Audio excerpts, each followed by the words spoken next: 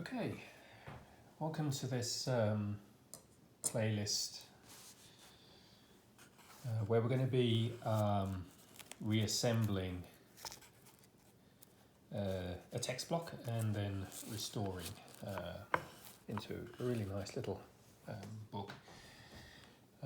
This is a 1698 book on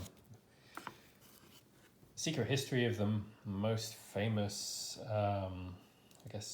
conspiracies, and I'm not quite sure what that would be, but the Pazzi, which I guess would be a famous family in Italy against the Medicis.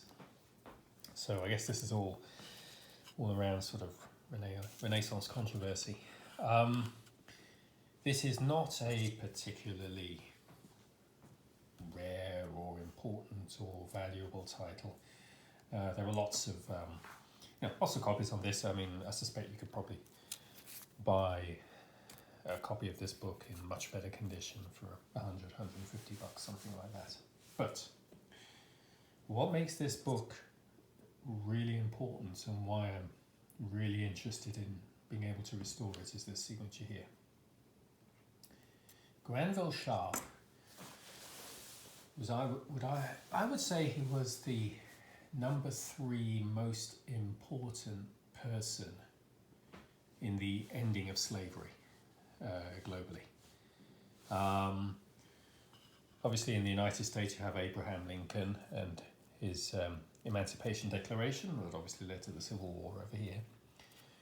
In the UK there was an individual by the name of William Wilberforce who in the early 1800s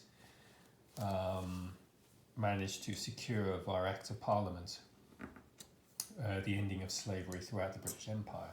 But the only reason that was able to happen was Granville Sharp in around the year 1772, so 4 years actually before the United States became independent.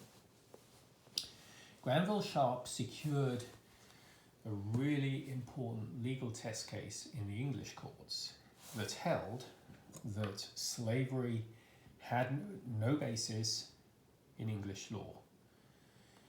And that's what set up William Wilberforce to be able to ultimately end slavery 40 years later across the British Empire. But basically, by establishing that slavery had no basis in the laws of England, that meant in 1772 that slavery had no legal basis across an enormous swath of the Earth's surface, including a very large piece of Africa. So Granville Sharp's an incredibly impactful person on the course of humanity. And for that reason alone, this book that bears his signature is just one that I think is very precious and deserves to survive and be looked after.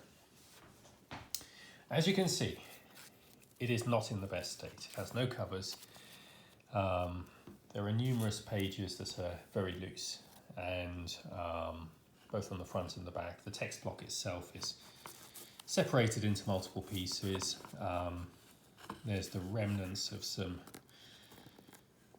raised bands and so on that would have held it together. The other thing that's actually quite interesting is just looking at the first few pages, you can actually see where the ink of Granville Sharp's signature printed across. And what's interesting is if you line them up, you actually realise that this page was actually like this when it was signed. See by how high that is versus the stroke of the P there.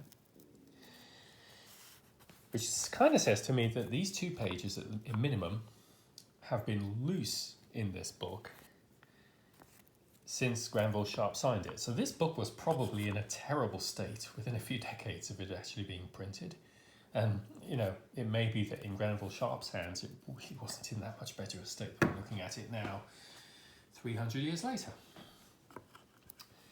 So there's a lot of fragility to the paper, especially the title page. So we're going to be facing a real challenge, and this is going to be a first for me as well. So a lot of learning to do here in terms of how we can actually save this text block.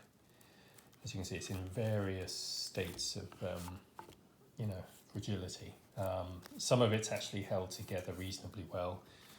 There are some sort of gatherings that are loose, such as this one here. That's an entire gathering that's loose, and there are individual pages which are loose. So we're going to have a whole mix of challenges here, and so this is going to be a great chance to demonstrate some gathering and sewing of pages, and how do we do that? How do we put this together so at least as a text block it has integrity without doing more damage than this has already suffered? And then we'll be able to restore it with the binding and so on and so forth. And there are lots of playlists I've already done that demonstrate that. But the really interesting thing is, how do we actually put this text block back together? So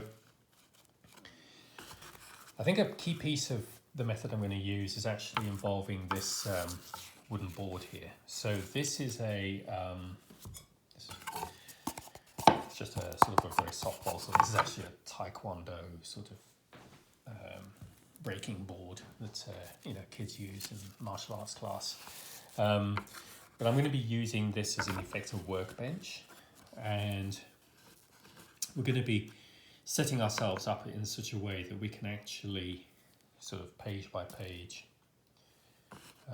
gathering by gathering, actually build this text block back up from the back forward.